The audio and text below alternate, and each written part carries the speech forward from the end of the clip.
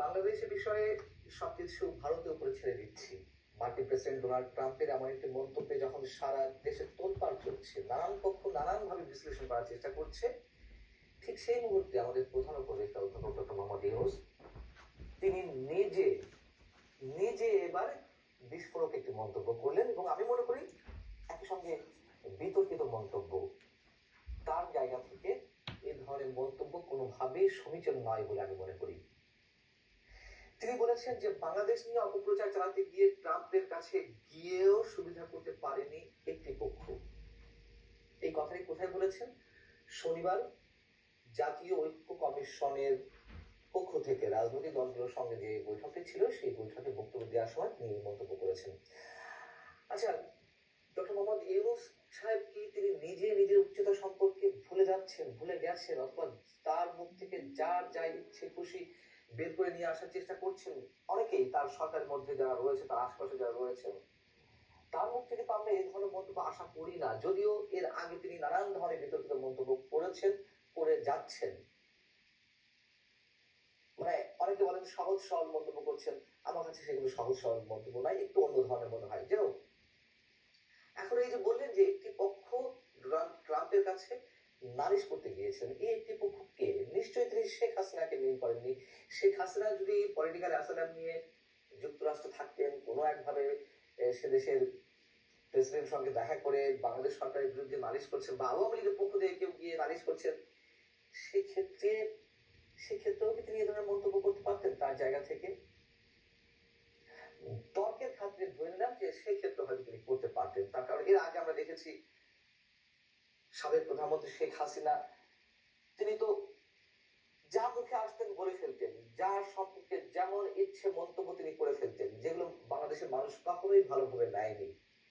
যে কথাগুলো আওয়ামী লীগের দ্বিতীয় শ্রেণী, তৃতীয় শ্রেণীর বা তৃতীয় সারির রাজনৈতিক নেতাদের মন্তব্য করার কথা বা করলেও আমরা মেনে নিতাম, সেই কথাগুলো তিনি সবসময় প্রধানমন্ত্রী আসনে বসে করেছেন। এখন আমরা দেখছি ডক্টর মোহাম্মদ ইউনূস সেই কথাগুলো বলছেন। এই মন্তব্যটি, ডোনাল্ড ট্রাম্পের এই মন্তব্যটি বা এই কথাটি কোথা থেকে এসেছে? যুক্তরাষ্ট্র এবং ভারতের মতন দুই রাষ্ট্রের দ্বিপাক্ষিক বৈঠক সংক্রান্ত সংবাদ সম্মেলনেই তো ডোনাল্ড ট্রাম্প এই কথা বলেছেন। এবং এটা সত্য যে ভারতের প্রধানমন্ত্রী নরেন্দ্র মোদী তিনি তো তার জায়গা থেকে নানান বিষয় উত্থাপন করবেন তাদের স্বার্থ সংশ্লিষ্ট বিষয়ে। তো সেই জায়গাতে অবশ্যই খুব স্বাভাবিকভাবে বাংলাদেশের প্রসঙ্গটি আসবে।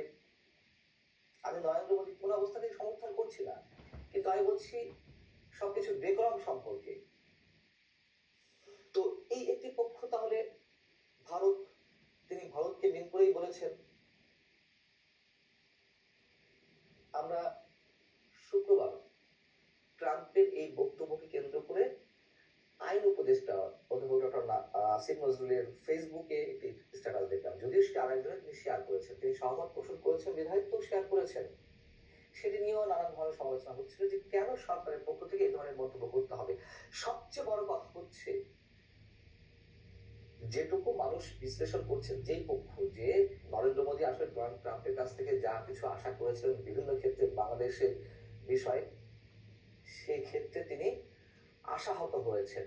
এগুলো এক পক্ষের বিশ্লেষণ। আবার আরেক পক্ষ বলছে যে না, ভারত যা চেয়েছে হয়তো ডোনাল্ড ট্রাম্পকে কনভিন্স করতে পেরেছে। যেটি হোক না কেন, এই যে দুই পক্ষের মধ্যে বৈঠক, সেই বৈঠকে যদি মনে হয় যে ভারতের কথা ট্রাম্প গেলেনি, তার সমর্থন আদায় করতে পারেনি বাংলাদেশের বিরুদ্ধে এমন কিছু, তাহলে কি আমরা খুশিতে গদগদ হয়ে এ ধরনের মন্তব্য করবো? অন্তত ডক্টর মোহাম্মদ ইউনূসের আসন থেকে, প্রধান উপদেষ্টার পদ থেকে। এর মানে কি দাঁড়ায়? মানটি এরকম যে এখনো আমরা যুক্তরাষ্ট্রের দিকে তাকিয়ে আছি, যুক্তরাষ্ট্র ভারতের কথা শোনেনি বিধে আমরা বিশাল আকারে বেঁচে গেলাম। ডক্টর মোহাম্মদ ইউনূস সরকার যুক্তরাষ্ট্রের ভয়ে অতিষ্ঠ ছিল, সন্ত্রস্ত ছিল। যুক্তরাষ্ট্র যদি বেঁকে বসে তাহলে বর্তমান সরকারের অনেক কিছু ঘুরে যেতে পারে। এরকম বিষয় থাকতে পারে, আমাদের মধ্যে, আমাদের সাধারণ মানুষের মধ্যে আলোচনা চলতে পারে, কিন্তু সেইগুলো কেন এইভাবে এক্সপোজ করা হবে তার জায়গা থেকে? কথা বলার সঙ্গে সঙ্গে সাধারণ মানুষের যে আশঙ্কা যে যুক্তরাষ্ট্র যা চাইবে তাই হবে অথবা ভারত যা চাইবে তাই হবে, সেগুলোকে প্রতিষ্ঠিত করার চেষ্টা চলছে। তিনি ইলন মাস্কের সঙ্গে কথা বলেছেন ভিডিও কনফারেন্সের মাধ্যমে, বাংলাদেশে বিনিয়োগ করবে। এটি মনে করার কোনো কারণ নেই যে ইলন মাস্ক বাংলাদেশে বিনিয়োগ করবে আর এটির মধ্য দিয়ে ট্রাম্পের করার সমর্থনটি বর্তমান সরকার পেয়ে গেল। কোনো কারণ নেই। তারা ব্যবসার জায়গা থেকে ব্যবসা করবে, খুব স্বাভাবিক। তাদের তো আরো নানান এজেন্ডা রয়েছে। ডক্টর মোহাম্মদ ইউনূস বলছেন ওই বক্তব্যে, অতীতে দেশকে একটা তামাশায় পরিণত করা হয়েছিল, আইন বলে কিছু ছিল না, যারা আত্মত্যাগ করেছে তারা আমাদের একটা নতুন বাংলাদেশের জন্য প্রস্তুত হওয়ার দায়িত্ব দিয়ে গেছে। খুব ভালো কথা।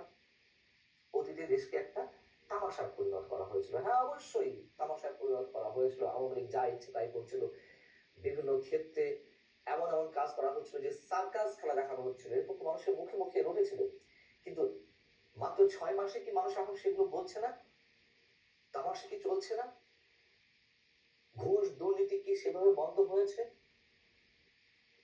হেলিকপ্টার বিলাসিতা কোন কোন উপদেষ্টার আমরা দেখতে পাচ্ছি হেলিকপ্টার ছাড়া চলতে পারেন না।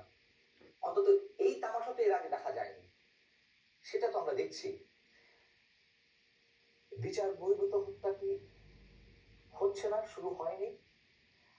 এবং আইন শৃঙ্খলা রক্ষার নামে যে অপারেশন ডেভিল হান্ট শুরু হয়েছে, সেটি কি তামাশায় পরিণত হয়নি?